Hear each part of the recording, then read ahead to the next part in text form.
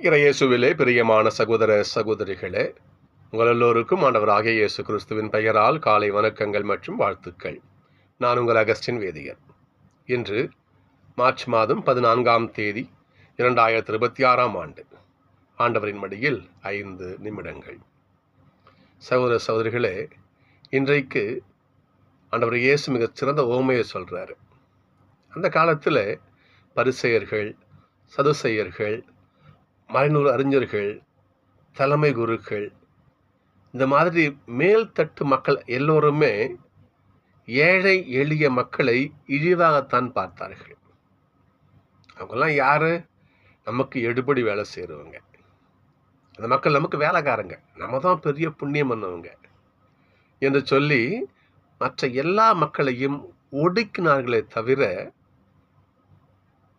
அவருக்கு நல்லது செய்யணும் ஒரு எண்ணமும் கிடையாது. அது மட்டும் கிடையாது, அவங்க எண்ணத்தை பாருங்க, நாம தான் புண்ணியம் பண்ணவங்க, நம்ம ரொம்ப நல்லா இருக்கிறோம், நல்ல ஜகஜோதியாக வாழறோம், செல்வ செழிப்பாட இருக்கிறோம், நம்ம தான் பெரிய புண்ணியம் பண்ணவங்க அவங்களுக்கு நினைப்பு.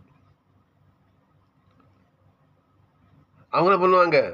வழிபாடு நடத்துவாங்க, பூச்சைக்கு போவாங்க, காணிக்க ஒப்பு கொடுப்பாங்க, பள்ளி ஒப்பு கொடுப்பாங்க. இதெல்லாம் செஞ்சதான் கடவுள் நமக்கு இவ்வளோ பெரிய ஒரு வசதி வாய்ப்பை கொடுத்துருக்காருன்னு அவங்களுடைய எண்ணம்.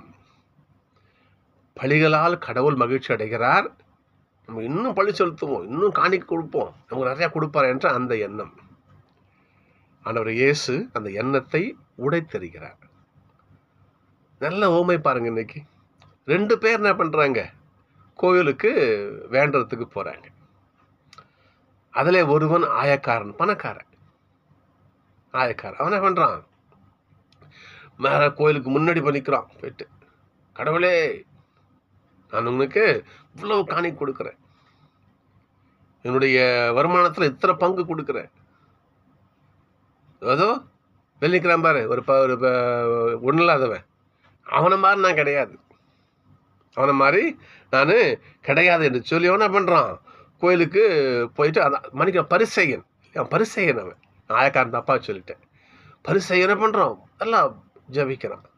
நான் ஆயக்காரன், அந்த வேலைக்கார மாதிரி நான் கிடையாது, நான் இவ்வளோ காணிக்கை கொடுக்குறேன் என்று தன்னுடைய காணிக்கை லிஸ்ட்டு போடுறான் ஆளர்கிட்ட. ஆனால் அந்த ஏழை கோயிலுக்குள்ளே கூட வரல, வாசல்லே நிற்கிறான், வெளியே நின்றுட்டு. கடவுளை அண்ணார்ந்து பார்க்க கூட துணியாமல், வார்த்தை நம்ம கவனிக்கணும். நாம கடவுளை அண்ணார்ந்து பார்க்க கூட துணியாமல், ஏன்னா நான் பாவத்திலே வாழ்ந்து கிடக்குற ஆண்டவரே, உங்கள் முகத்தை பார்க்க கூட தகுதி கிடையாது எனக்கு என்று சொல்லி மார்பிலே அறைந்து கொண்டு, இறைவா என் மேலே இரக்கம் வையுங்க என்று ஜெபிக்கிறான். இந்த 2 ஜெபத்திலும் பரிசேயனும் வேண்டான், ஏழை அந்த ஆயக்காரனும் அந்த வேலைக்காரனும் வேண்டான். 2 வேண்டுதலில் எந்த வேண்டுதலை கடவுள் கேட்பார் என்பதுதான் என்னுடைய மையம். சகோதரர்களே, இதைத்தான் இன்றைக்கு முதல் வாசகத்தில் நம்ம பார்க்கறோம். நம்ம ஓசே 6ஆம் அதிகாரம் 6ஆம் திருவசனத்தை நம்ம பார்க்கணும். கடவுள் பலிகளை அல்ல இரக்கத்தையே விரும்புகிறார் என்று சொல்லி. அந்த பரிசேயன் பலி கொடுக்கலாம், தன்னுடைய பங்கு வருமானத்தை அள்ளி அள்ளி கொடுக்கலாம். ஆனால் அவன்கிட்ட இரக்கம் கிடையாது, தாழ்ச்சி கிடையாது, மன உறுத்தல் கிடையாது. ஆனால் அந்த ஆயக்காரன் பாருங்க பார்ப்போம், காசு இல்லை, வருமானம் இல்லை, தான் பாவி. இந்த நிலையில ஆண்டவரை பார்க்க கூட அவனுக்கு மனம் இல்லை, மார்பில் அரைந்து கொண்டு தலையை குனிஞ்சு வேண்டான். அந்த வேண்டுதல் தான் ஏற்றுக்கொள்ளப்பட்டது என்று ஆண்டவர் சொல்றார். சகோதரர்களே, கடவுள் பலிகளுக்காக பல்லை இழிப்பவர் கிடையாது, ஞாபகம் வச்சுக்கணும். பழையப்பட்ட சொல்ல பாருங்க பார்ப்போம். உன்னுடைய பலி என்ன அருவருக்கிறேன், உன் காணிக்க நான் அருவருக்கிறேன், நீ வச்சுக்கிற எல்லாம் நான் உனக்கு கொடுத்த பிச்சை,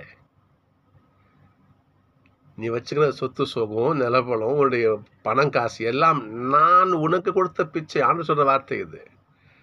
நான் உனக்கு கொடுத்தது நீ எனக்கு காணிக்கையா கொடுத்து நீ நல்லவனு ப்ரூவ் பண்றியா? நீ கடுமையா பேசுவேன்.